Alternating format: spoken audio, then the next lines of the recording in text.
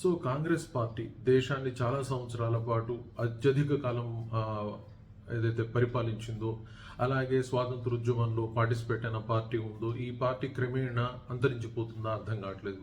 వాళ్ళ ప్లాన్ల, వాళ్ళ తప్పిదాల చెప్పాల్సిన అవసరం వాళ్ళే ఉంది, వాళ్ళు ప్లాన్ చేసుకోవాల్సిన అవసరం ఉంది.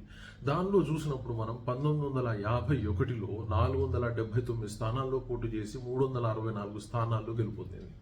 2024కు వచ్చేసరికి అది 326 స్థానాల పోటీకి పడిపోయింది. అలాగే 2019లో చూసుకున్నప్పుడు 421 స్థానాల్లో పోటీ చేసి 52 స్థానాల్లో గెలుపొందింది. అంటే ఓవరాల్గా మనం 1951 నుంచి 2024 వరకు చూసినప్పుడు క్రమేణా కాంగ్రెస్ పార్టీ బలాన్ని కోల్పోతుందా అని అనిపిస్తూ ఉంది.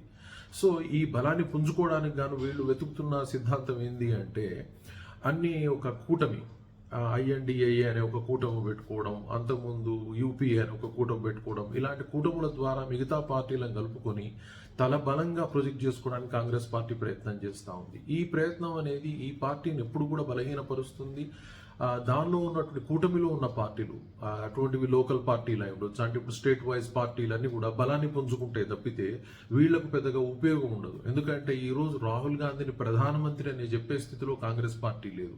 సో ఎవరు ప్రధాని అవుతారు అంటే రిజల్ట్స్ వచ్చిన తర్వాత చెప్పుకుంటామని చెప్తా ఉన్నారు. ఒక దేశాన్ని రూల్ చేసినటువంటి పార్టీ రోజు దానికి సంబంధించిన అధ్యక్షుడు, దాని ఒరిజినల్ పర్సన్ రాహుల్ గాంధీ కాదు, వాళ్ళు వేరే అతను ఎన్నుకున్నారు. ఈరోజు సరే ఏమంటారు దాన్ని, బ్యాక్ ఎండ్ నుంచి రూల్ చేస్తుంది వీళ్ళే. కానీ ఈ రోజు ఈయన నేనే ప్రధాని అని కూడా చెప్పుకోలేని స్థితిలో ఉన్నప్పుడు పార్టీ క్రమేణా అంతరించిపోతుందా అన్న భయం కాంగ్రెస్ వాదుల్లో వస్తుంది, కాంగ్రెస్ కార్యకర్తల్లో వస్తుంది. ఇది వాళ్ళు ఆలోచించుకొని, నిర్ణయించుకొని, పోరాటపడి మనం పెంచుకొని నిలబడితేనే నిలబడతారు తప్పితే, లేదంటే క్రమేణా ఈ దేశంలో మరి ఒకే పార్టీ ఉంటుంది అనేది అర్థం కావట్లేదు.